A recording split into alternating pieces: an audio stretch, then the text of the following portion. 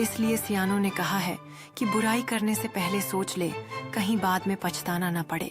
एक लोमड़ी एक चील की साथी बन गई। दोनों में इतना प्यार हुआ कि एक दूसरे के बिना रहना मुश्किल हो गया।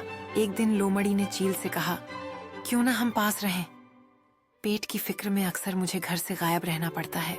मेरे बच्चे घर में अकेले रह जाते हैं और मेरा ध्यान बच्चों की फिक्र में लगा रहता है। क्यों ना तुम यहीं रहो, कम से कम मेरे बच्चों का तो ख्याल रखोगी। चील ने लोमड़ी की बात से सहमति दी और आखिरकार प्रयास करके रहने के लिए एक पुराना पेड़ तलाश किया जिसका तना अंदर से खोखला था, उसमें छिपाव था। दोनों को यह जगह पसंद आई। लोमड़ी अपने बच्चों के साथ छिपाव में और चील ने पेड़ पर बसेरा कर लिया।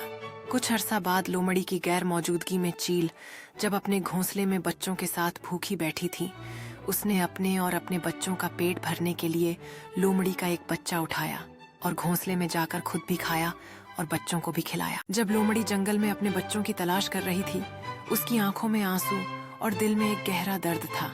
लोमड़ी ने महसूस किया कि उसकी मेहनत बेकार गई क्योंकि उसका कोई बच्चा नहीं मिला। उसका दिल टूट गया जब उसने चील के बारे में सोचा जिसने उसके बच्चों को निगल लिया था। भले ही लोमड़ी को चील पर शक था, उसने अपनी भावनाओं को अंदर ही दबा लिया। हर रोज वह खुदा से उड़ने की ताकत की दुआ करती रही ताकि वह अपनी दुश्मन से बदला ले सके। खुदा ने उसकी दुआ सुनी और एक दिन चील पर अपना क्रोध नाजिल किया। एक रोज भूख से परेशान चील जंगल में भोजन की तलाश में उड़ रही थी जब उसने धुएं का एक गुब्बार देखा। जब चील शिकारियों को अपना शिकार भूनते हुए देखकर ललचाई तो वह तुरंत उनकी तरफ झपटी। चील ने कुछ मीट अपने पंजों में पकड़ा और उसे अपने घोंसले की तरफ उड़ान भरी। लेकिन घोंसले में पहुंचते ही चील ने देखा कि आग तेज हवा चलने लगी और घोंसले की आग ने सब कुछ खा जाने की तैयारी कर ली।